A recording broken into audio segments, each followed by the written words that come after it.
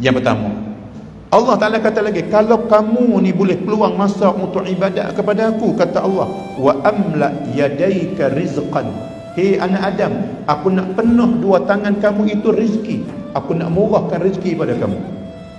Rezeki minallah, daripada Allah. Kita yakin tak? Sebab tu Allah Ta'ala kata, anar razzaq, aku yang bagi rezeki pada kamu. Wa antal marzuq, kamu hak terima rezeki ya. Fala tatrukit ta'ati bisababir rizki, jangan kamu tinggalkan taat kepada aku dengan sebab kamu sibuk dengan rezeki.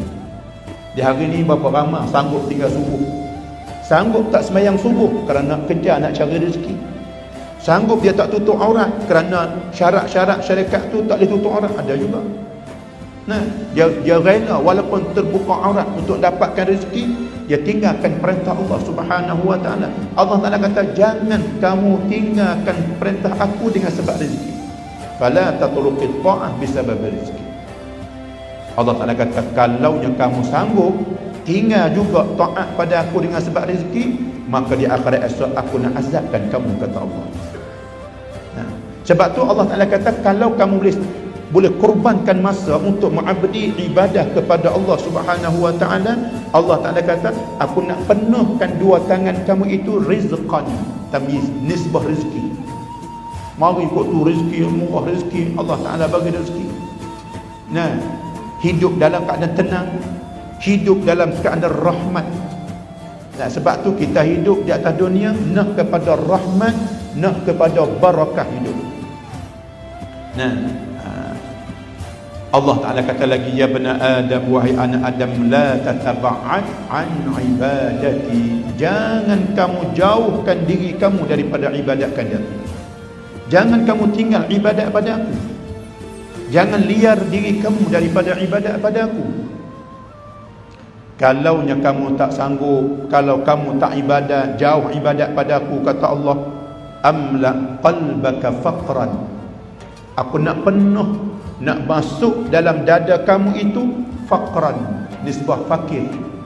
Aku nak penuhkan sifat kefakiran, rasa tak cukup. Hati ini tak senang hidup. Kalau kita tengok dengan mata zahir, dia ada belaka dengan kereta pun ada, dengan rumah pun ada, dengan kerja gaji pun ada, dengan kebun pun ada, dengan bendang pun ada, dengan sawah dan tanaman pun ada, belaka dah.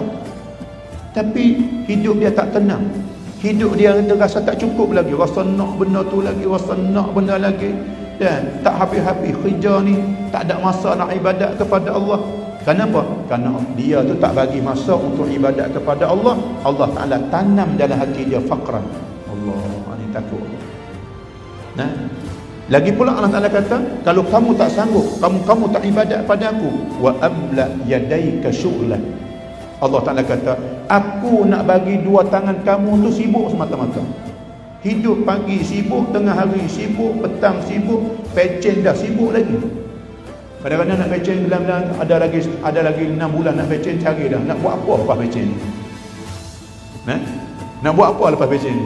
Cari pula nak sibuk. Kalau kita agak lepas pecen ni, aku nak masjid dah. Aku nak iktikaf masjid. Aku nak baca Quran, aku nak mengaji, aku nak buat persiapan kita untuk nak menghadap Allah Subhanahu wa taala. Tapi tak ada juga, tak ada masa ni.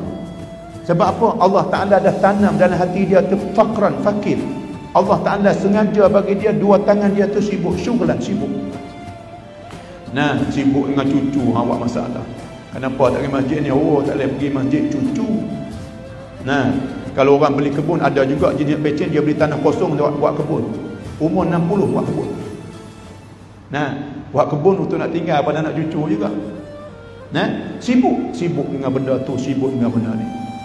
Nah, sebab tu muslimin dan muslimat yang dikasihi oleh Allah Subhanahu wa taala, hari ni Allah Taala masih bagi peluang pada kita. Allah Taala masih panjang umur kita di dalam taat kepada Allah. Mudah-mudahan kita termasuk dalam kata khairun nas.